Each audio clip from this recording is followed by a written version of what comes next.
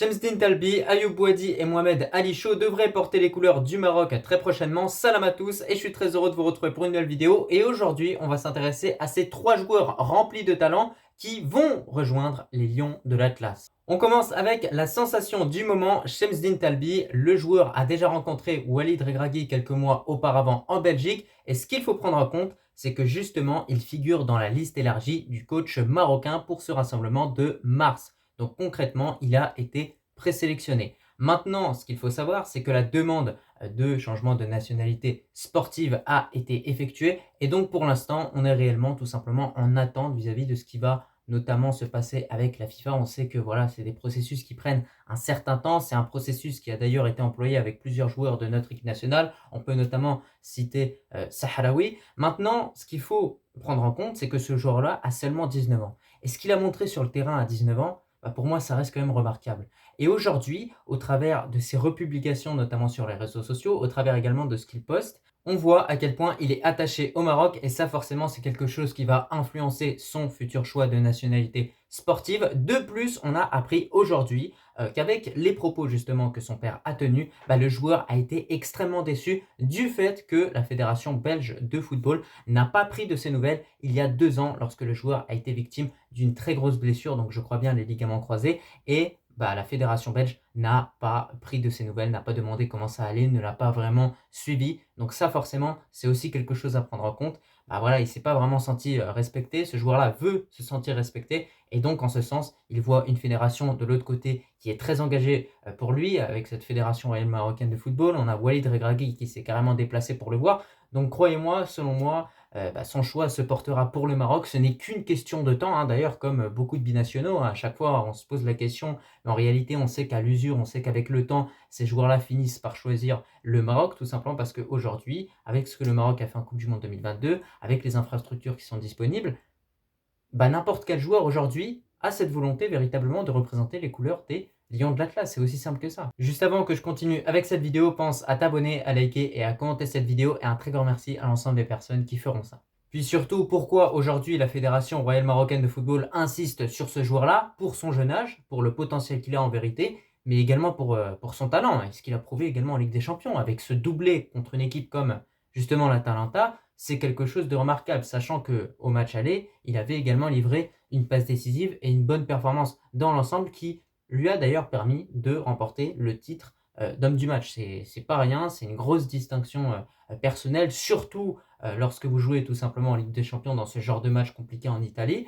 Donc maintenant, aujourd'hui, en vérité, c'est un ailier droit, il peut jouer à gauche, il est polyvalent, il a beaucoup de qualité ce joueur-là. Et le but, c'est d'éviter au maximum qu'on retombe sur le même cas de figure qu'on a pu avoir justement avec Lamine Yamal, où pendant un moment c'était oui, ensuite c'était non, etc., etc. Et on a pu voir à la fin que le joueur a décidé de jouer pour l'Espagne. Donc là, c'est pour ça que le Maroc, du coup, se positionne directement sur Shemzdine Talbi. Et le joueur, voyant à quel point, bien évidemment, il y a un fort intérêt pour les qualités qu'il va tout simplement apporter à cette équipe marocaine, va forcément par la suite choisir de représenter les couleurs du Maroc, malgré cette concurrence qui est extrêmement rude. Aujourd'hui, on a une concurrence en équipe nationale qui est exceptionnelle, c'est-à-dire qu'à tous les postes, vous avez de la concurrence, et à tous les postes, vous avez des joueurs de qualité. Donc forcément, pour être titulaire, il va falloir faire encore plus que ce que déjà d'anciens joueurs ont pu faire auparavant. Donc forcément, il faut vraiment prouver. Et malgré ça, ces joueurs-là prennent le risque justement de ne pas forcément être titulaire avec le Maroc, mais ils font ce choix-là plutôt puisque c'est un choix du cœur. Et pour moi, je vous le dis, Shemzdine Talbi va faire le choix du cœur, à savoir le Maroc. Ce n'est qu'une question de temps, je le répète encore. On continue avec Ayoub Bouadi. Alors, ce qu'il faut prendre en compte, c'est que le joueur ne devrait pas être présent durant ce rassemblement de mars. Cependant, les échanges avec Walid Regragui ont été très bien et le joueur a clairement la volonté de représenter les couleurs du Maroc. Alors, concernant sa présence en mars, il y a des médias qui vous disent oui, il y a des médias qui vous disent non. Voilà, il faut essayer de savoir comment ça va se passer. On ne peut pas vraiment savoir avec précision si le joueur sera là ou non. Quoi qu'il arrive, ce serait une bonne chose qu'il soit là. S'il n'est pas là, on sait que ce sera pour un autre rassemblement. Donc, comme je le dis, que ce soit concernant Ayoub Bouadi ou Shemzdine Talbi ou même d'autres binationaux qui sont en train actuellement d'hésiter, ce n'est qu'une question de temps avant qu'ils choisissent réellement de représenter les couleurs du Maroc. Donc Ayoub Bouadi un milieu central qu'on connaît pour ses qualités, ce gros match en Ligue des Champions contre le Real Madrid qui lui a permis justement de se mettre en avant, de gagner tout simplement en visibilité. Il y a eu beaucoup de discussions entre lui et la fédération. Ça va dans le bon sens, ça avance. On sait que je crois bien qu'il y a une Euro U21. Peut-être qu'il veut la disputer, puis ensuite derrière rejoindre le Maroc. On verra en tout cas comment ça va se passer. Mais dans tous les cas, le joueur a vraiment la volonté de représenter les couleurs du Maroc. En tout cas, c'est ce qui est rapporté par la plupart des médias et ce qui est mis en avant également par des journalistes qui ont, on va dire, qui détiennent les bonnes informations. Donc, à partir du moment où le joueur a la volonté, pour moi, ce n'est qu'une question de temps. Voilà. Ce n'est qu'une question de temps, on se répète beaucoup. Voilà, peut-être que dans cette vidéo, je vais le dire 10 fois que c'est qu'une question de temps, mais c'est quelque chose de véridique. Voilà, il suffit simplement d'attendre. Donc voilà, d'ici quelques mois, on aura Shamsdine Talbi, on aura Ayoub Bouadi. Ça peut être d'ici quelques mois comme d'ici quelques semaines. Voilà, c'est soit des mois, soit des semaines. On espère plus que ce soit des semaines, comme ça au moins c'est fait. Et puis après, on va dire qu'on garde ces joueurs-là en équipe nationale qui sont remplis de qualité, qui possèdent un talent énorme et surtout un très très fort potentiel.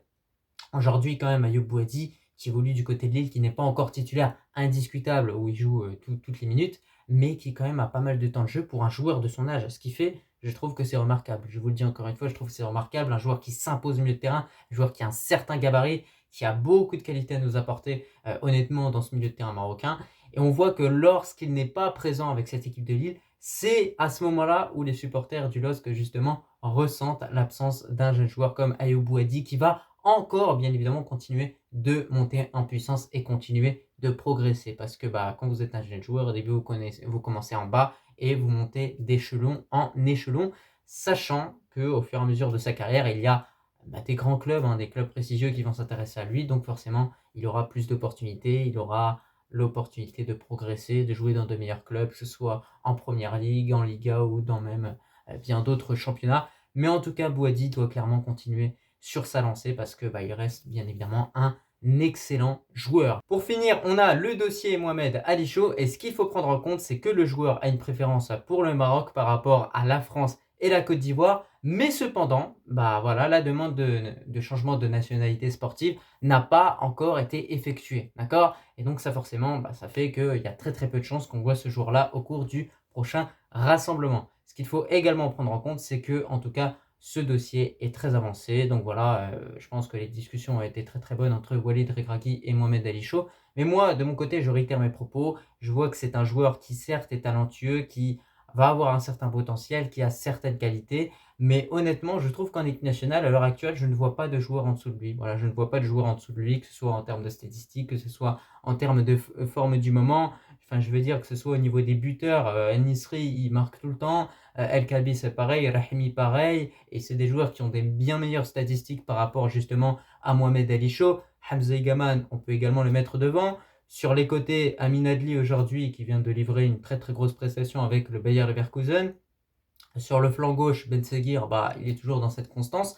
Donc en équipe nationale, je ne vois pas quel joueur serait véritablement en dessous de Mohamed Ali Chaud. Dites-moi en commentaire si vous êtes d'accord avec moi, mais selon moi, ça reste pas encore une nécessité. Après, bien évidemment, le choix appartient à Walid Regragui. C'est à lui de choisir parmi justement tous les joueurs qui sont à sa disposition, tout ce vivier. Et c'est là, encore une fois, avec cette vidéo, véritablement, qu'on se rend compte d'à quel point aujourd'hui, le Maroc est confronté à des problèmes de riches, quoi. Vraiment des problèmes de riches, c'est-à-dire qu'on a trop de joueurs de qualité, des joueurs talentueux, ce qui n'était pas du tout le cas en 2018. En 2018, on devait faire appel à des joueurs, voilà, si un joueur est joué en Europe, il était directement convoqué. Là, c'est plus du tout la même chose. Et c'est justement grâce à ce travail qui a été effectué avec la mise en place de l'Académie Mohamed VI, la professionnalisation du championnat au Maroc, bien d'autres choses, bien évidemment, qui ont été et des initiatives qui ont été effectuées.